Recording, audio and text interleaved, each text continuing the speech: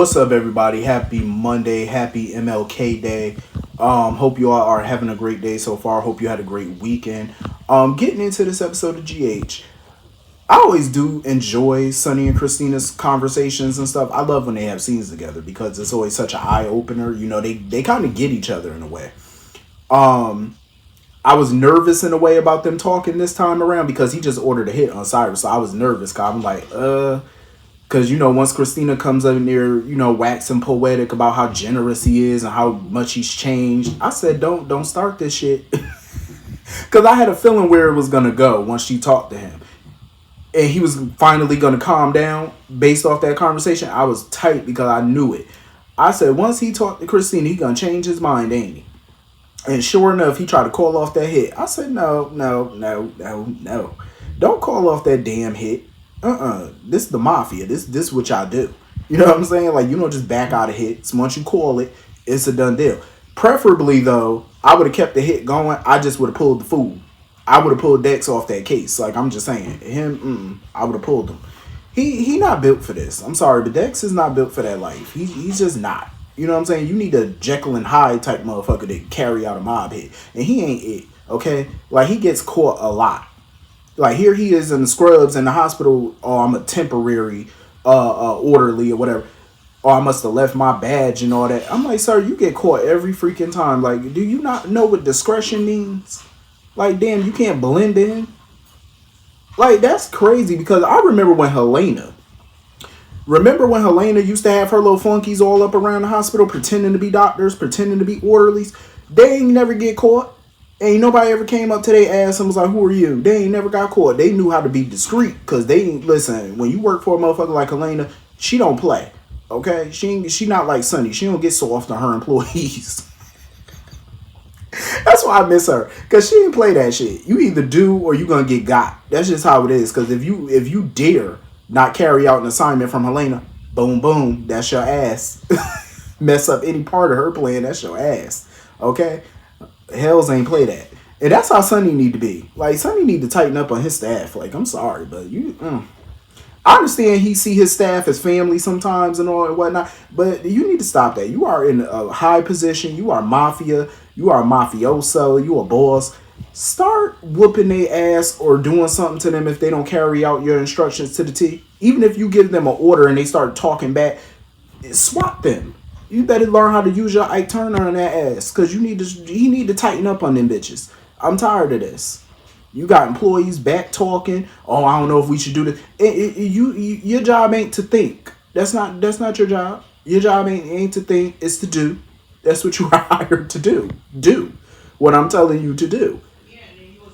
And be discreet when you do it. Otherwise, you know what I'm saying? Like, somebody need to tighten up.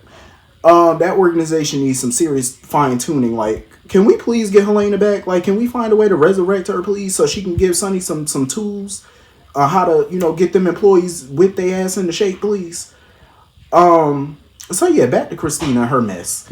I done got off course for a second. Y'all don't mind me. I done got off course. Listen, I'm coming off of a lovely weekend. I'm feeling good. Don't mind me.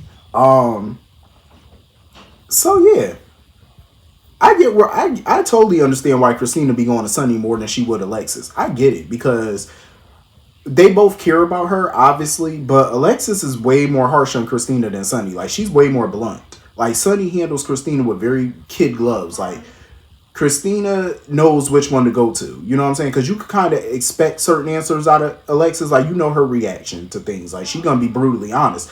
And I feel like that's her being blunt because she love her daughter. Sunny's more of the gentle parent kind. When it comes to Christina. Like, he's soft-spoken with her and more understanding. Like, he don't question her too much. He just want to make sure that she's making the right choices. Whereas Alexis is more, I don't feel like this is a good option. Are you sure about this? Like, she questioned that girl at every turn. So I see why Christina go to Sunny more.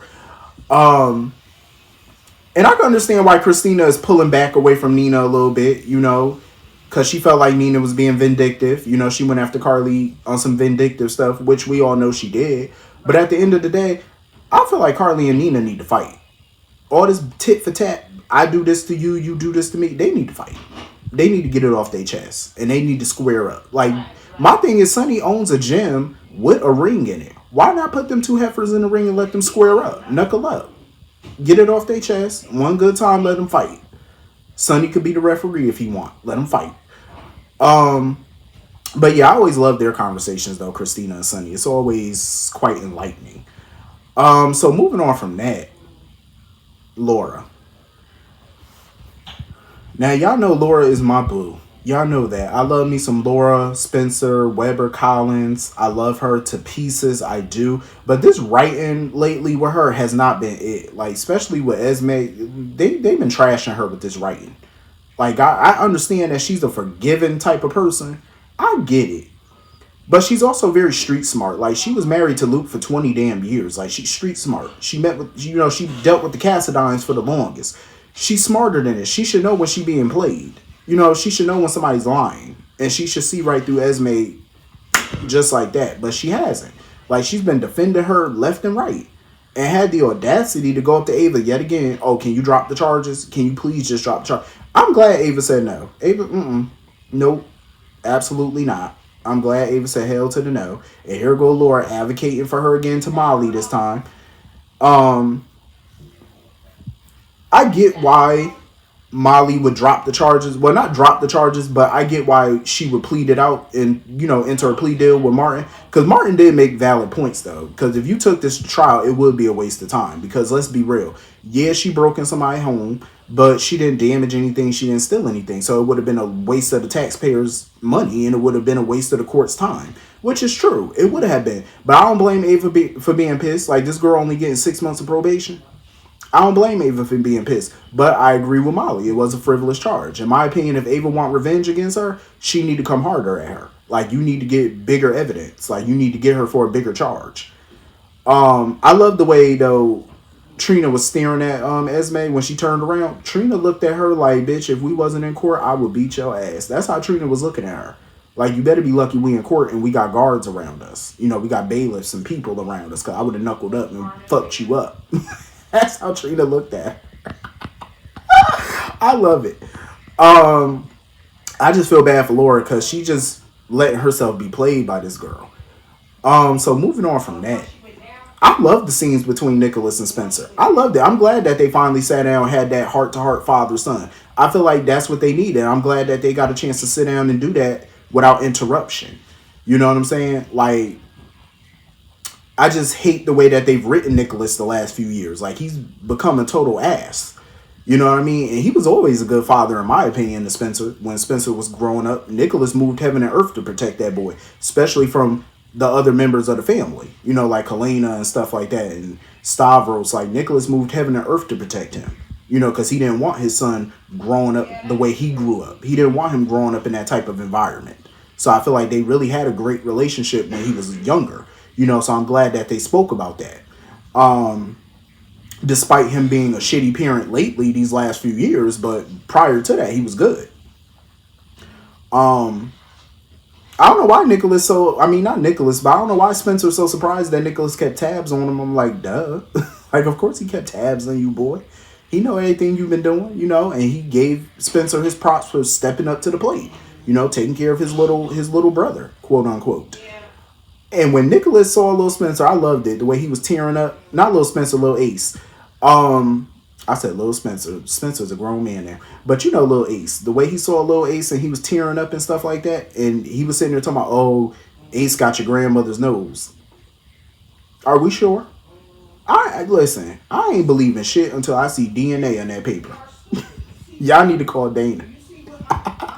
I need DNA proof that boy is a Cassadine. Because other than that, if I don't see no Dana, I ain't believing it. I'm sorry, it's 50-50 to me. Like, y'all just, embracing this child as a Cassadine without no papers. I'm just saying, like, we don't know what that little hooch was out here doing off camera. She could have been fucking the mailman or the milkman. We don't know who she was dealing with. You know what I'm saying? Get some Dana. Nicholas is not playing. Nicholas was like, yeah, I'm going to leave again. Oh, you want some wings? Some frying wings? Yeah.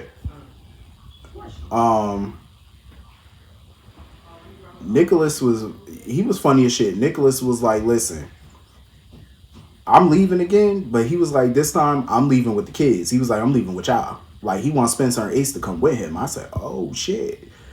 I don't see Spencer wanting to do that though, cause that's a lot. Like, you know, he's supposed to be going to Paris with Trina and like it's just gonna throw things in flux right now. Speaking of Trina, going back to her real quick, I ain't like the way she was talking when she was talking to Ava about the charges and stuff like that, talking about, oh, what about Ace and stuff. Ava ain't give a shit. Ava was like, oh well. Ava did not care. Like Ava wanted justice. She didn't care about what's gonna happen to that little boy. Like, cause she already knew the little boy was gonna be taken care of anyway, and besides, it's in that little kid's best interest not to have Esme around. So anyway, moving on from that, Nina. I get why Nina went to Cyrus or whatever, but you sitting here trying to make a deal with the devil. Like, is that supposed to endear Sonny to her or something like that? I mean, I get that she trying to save her husband or whatever by making a deal with Cyrus. Or I could get you what you want, this, that, and the third. Like, what deal is she making with him? Like, what is she trying to offer? That's what I'm trying to figure out. Because you're making a deal with this dude in order for him to drop the charges or whatever. That's not a good look. I get the sentiment of it because she's trying to make sure her husband don't go to prison. I get it. But is Sonny gonna see it that way? Because you're making a deal with an enemy, somebody that he would never make a deal with. You know what I'm saying? Like Sonny would cut off his left arm before he made a deal with Cyrus. You know what I'm saying? Before he did anything for Cyrus. It's not gonna happen. So I just feel like Nina was barking up the wrong tree and doing it. I get it, you know why she trying to do it. Like I get it, but is Sonny gonna see it the way she gonna see it? That's the question. And what is she offering? But anyway, I'm so over this Adam stuff. Like this boy sitting here drinking vodka, sitting over here ODing on pills. I'm like, Jocelyn, you need to get that boy some grief counseling and walk away from this madness. Like I'm just saying, because I could kind of see where this is starting to head, and I just feel like she was already a part of one cheating scandal. You don't need to be a part of another. Like I'm just saying, don't jump on that pattern now of being the town whore. You know, you don't want to be labeled the hoe of Babylon. I'm just saying, you don't want that title. Because this boy got a lot of issues. Like, Adam really has a lot of issues, and I think it's going to take more than Jocelyn to fix those issues. And he don't want to get help. So you can't help somebody that don't want the help, you know. So Jocelyn might need to take a step back and just let this boy figure it out himself and let the chips fall where they may. Or, you know, let a professional start to come in and try to make him get some help or something. Because I'm like, it's only but so much one person could do, especially without the help of the person that need the help. You know, they don't want to help themselves. What can you do? So anyway, that was pretty much the whole episode. Hit the comment section. Let me know what you all thought. And I will see you all later. Have a great rest of the day. See you later. Peace.